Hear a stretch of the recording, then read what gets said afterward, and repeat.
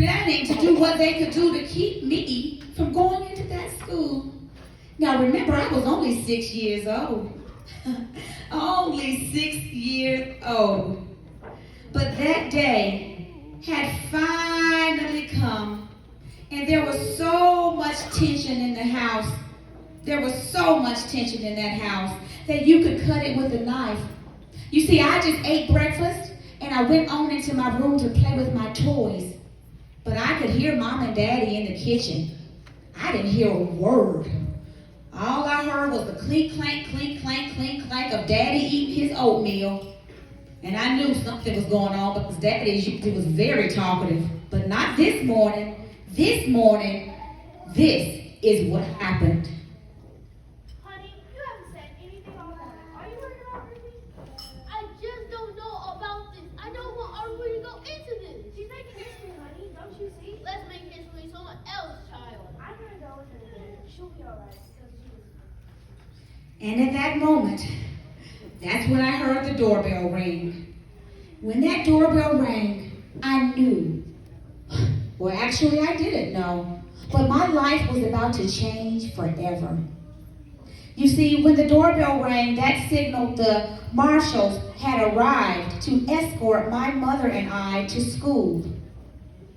And when those marshals arrived to escort us to school, I was so afraid. But I remembered my mama telling me not to worry, not fret, because Jesus would be with me.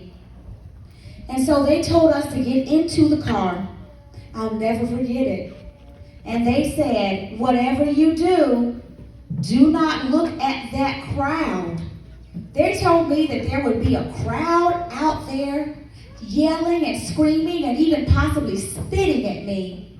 But they told me, whatever you do, Ruby, just don't look at the crowd. And so I got in the car with Mama, and I had my books in my hand and my lunch bag. But I was confident because I knew Jesus was going to be with me. And so they were yelling some nasty things at me that day. Oh, yes, they were. And this is what happened. 2, 4, 6, 8. We don't want to integrate. 2, 4, 6, 8. We don't want to integrate. 2, 4, 6, 8. We don't want to integrate. No, come loud. What's going? Get out of here. We don't want you here. And that's exactly what happened. But we walked on into that school anyway. Oh, yeah, I was scared. But pretty soon we were there, and there was some office worker who was there, and she was getting stuff ready and chairs out for us. Was not too nice. And all she did was she looked at us and she said, You may have a seat in the office until we'll let you in the classroom. And then the wait began. Tick-tock.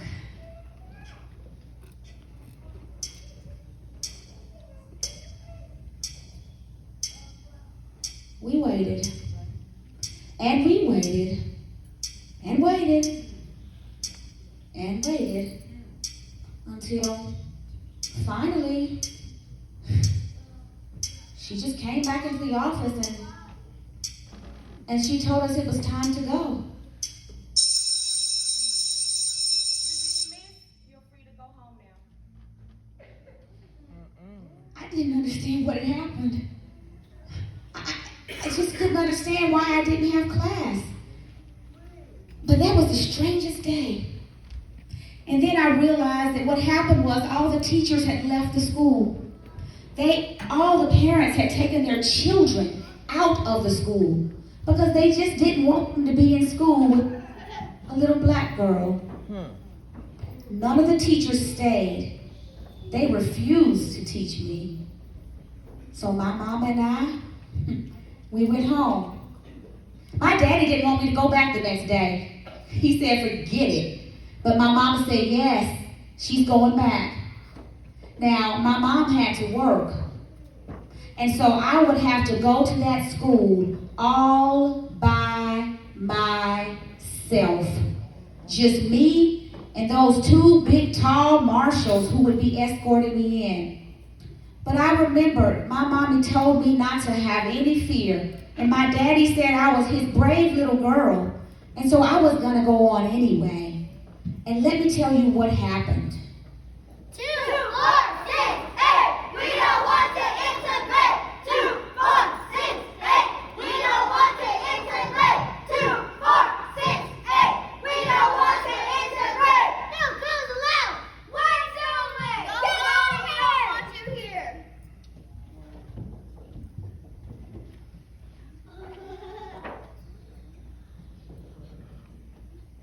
Ruby, get up. Ruby, get up. What are you doing, Ruby? Get up. Get up, Ruby. Come on, Ruby. Ruby, what were you doing? I was praying for those people. And that I was doing. I remember my parents told me that they spat on Jesus. They yelled at Jesus. They threw things at Jesus. And he prayed for those who persecuted him. And so that's what I did that day. I prayed for those people. Well, pretty soon, it was time for me to meet my teacher. And this is what happened. Hi, Ruby. I will be your new teacher, Miss Henry. Where are all the other students? Well, let me show you to your new classroom.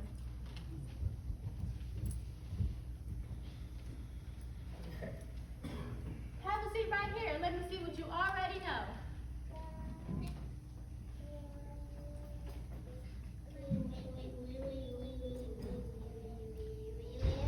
The teacher gave me a test. She wanted to see what I already knew. I took to that test and I just began to write and answer those questions. They were easy to me. So I'm writing and she was just so shocked. She kept looking at me like she wasn't not expecting me to be able to do all that work. And I know she was not expecting me to be done as fast as I was. Pretty soon, I looked up, put my pencil down, and I handed her my paper. I'm finished. You write so well, and you know your arithmetic too. Can I go play with the other kids outside now? Well, you can play with me, right? Okay, do you know how to patty cake? Not so well, but I'm sure you can teach me. Miss Henry was such a sweet lady. And we couldn't play with the other students for a long time. You see, it was several months before they actually came into the school with me. Several months. But eventually, those students returned to the school.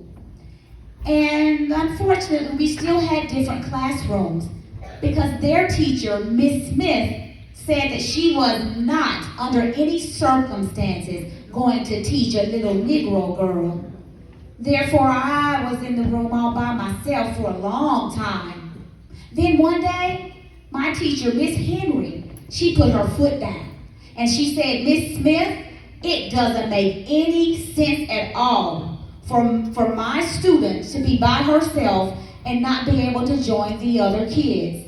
And so Miss Smith said, okay, that's fine. Let's do this. I'll give a test to the entire class.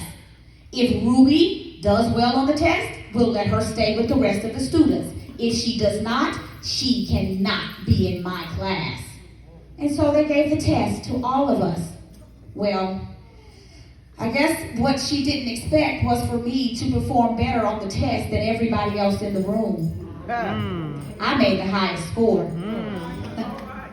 And that made Miss Smith so angry. She still refused to teach me.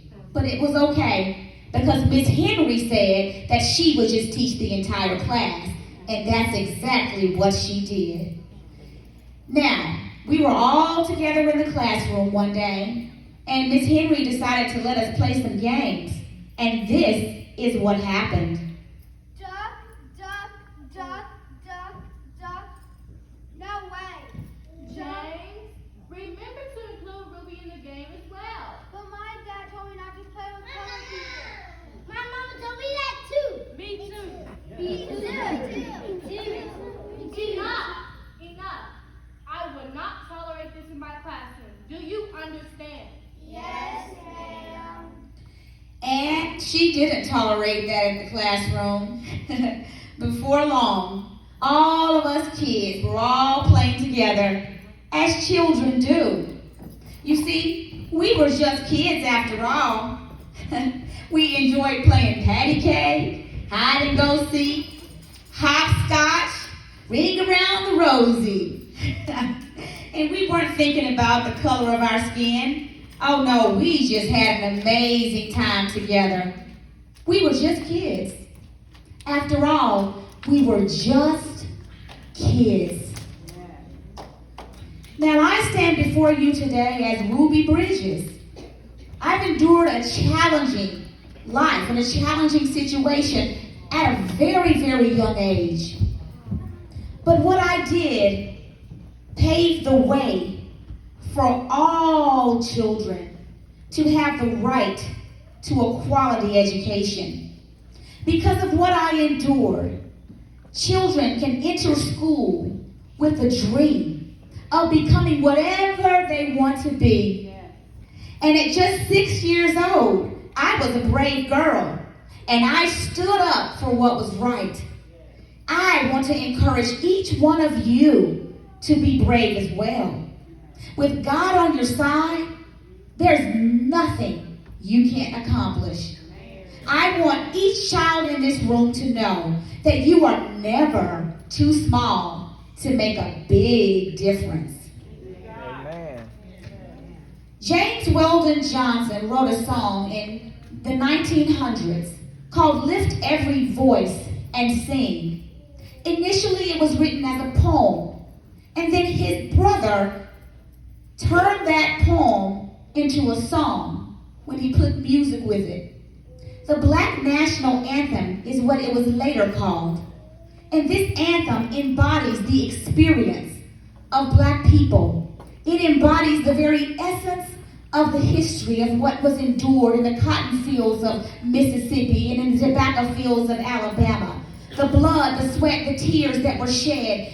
The mothers who never saw their children again. The husbands who were ripped from their wives. This song embodies what happened even throughout the civil rights period. This song embodies what is happening even now. And this song speaks to what will happen to our future, because this song speaks lyrics of hope. That we don't have to be downtrodden and we don't have to live in despair. I'm going to tell you and we're going to sing. But for those of you all who are not familiar with James Weldon Johnson's song, the lyrics to this poem are lift every voice and sing, till earth and heaven ring. Ring with the harmony of liberty. Let our rejoicing rise high as the listening skies, and let it resound loud as the rolling sea. It goes on to say, sing a song full of the faith that the dark past has taught us, and sing a song full of the hope that our present has brought us. Facing the rising sun of a new day begun, let us march on until victory is won. Let us all stand at this time. The words will be on the screen. Let's sing together in unity.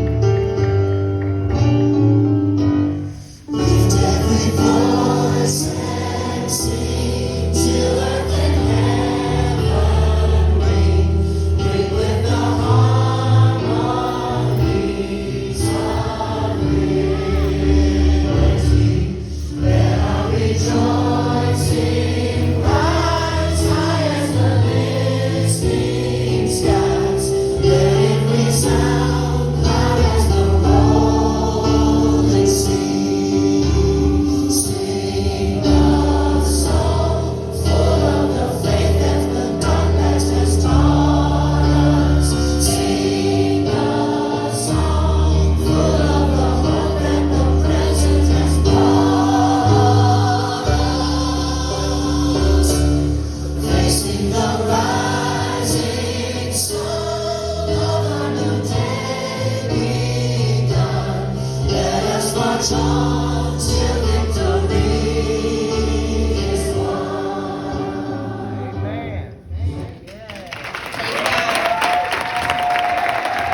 And this concludes our Black History Skit.